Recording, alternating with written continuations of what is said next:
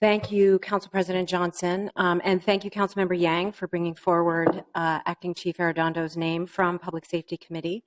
And thank you, Council members, for letting me speak in your meeting here today.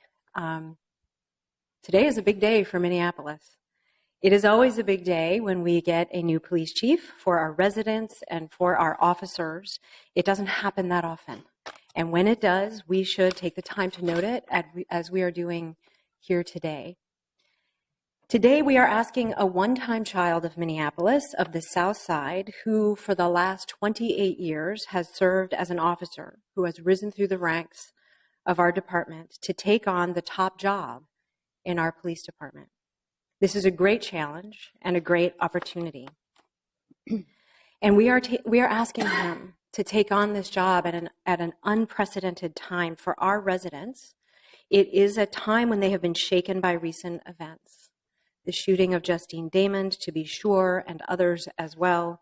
We are asking him to do this when not only in Minneapolis, but nationally, more attention than ever and more expectations than ever are on policing, on police officers, and police departments, including our own.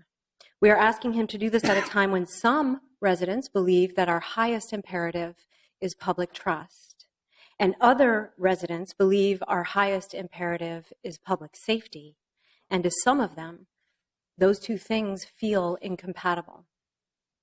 And we are asking him to take on the job at a time when many of our officers are also deeply affected by the same recent events. Their profession, as well as our expectations for it, is changing rapidly, and they are wondering what is next.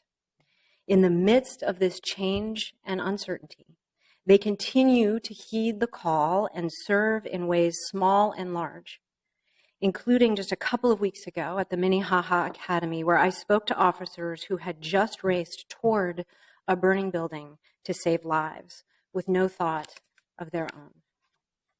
This is the unprecedented moment in which we are asking Acting Chief Arradondo to serve as chief. We are asking him to do it because in this unprecedented moment, he is the person of community, the person of service, and the person of vision, who I am confident will lead us to where we know we want to go. Rondo, as we know him, is a person of community. And let me be clear, Rondo isn't just committed to community. He is a person of community, made and shaped by it in his core. Anyone with any doubt about that had only to look at the scores of people from every community, neighborhood, and walk of life who eagerly stepped up to speak in support of him at last week's public hearing. To a person, people told us that Rondo's rootedness in community gives them a level of belief and confidence and trust in him that is matched in almost no one else. And I know that Dr. Josie Johnson and Clyde Bellecourt are here today. They too rooted in community. They know him and they spoke to him.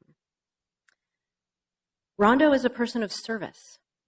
He has dedicated his professional life to serving the people of Minneapolis and the Minneapolis Police Department by working as a team member and collaborator, sharing credit and putting others forward ahead of himself. I am especially pleased that as chief, he will be a great collaborator and team player with his colleagues all across the departments in the city of Minneapolis. And the service-oriented leadership quality of Rondo's that has struck me the most, one that is rooted in being a person of community and a person of service, is that he leads by listening. Many leaders lead by talking, but Rondo leads by listening. As a result, I think everyone who has ever had a conversation with him, even a brief one, can attest that they left the conversation feeling fundamentally heard. At a time in the life of our city when so many people, including residents, including our officers, want to be and feel fundamentally heard and acknowledged, on issues related to policing, safety, and trust, his ability to lead from a place of service and listening is essential. And Rondo is a person of vision. This may be an aspect of him with which people are less familiar because he has a habit of putting others first and making sure others are heard first. But I have already seen, and we will all soon see, that he has a clear vision of public safety and public trust, not as incompatible, but as essential and inseparable components of one another.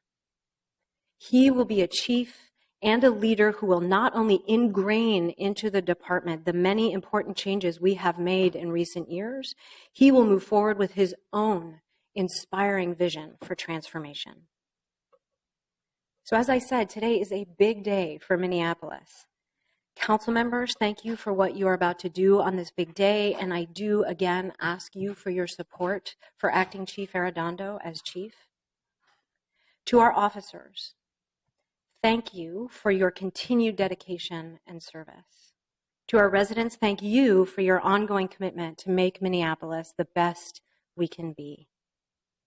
And finally, Acting Chief Arradondo, thank you for your willingness to serve as our chief in this unprecedented and powerful moment of transformation for our communities, for our city, for our people, of which you are so fundamentally a part.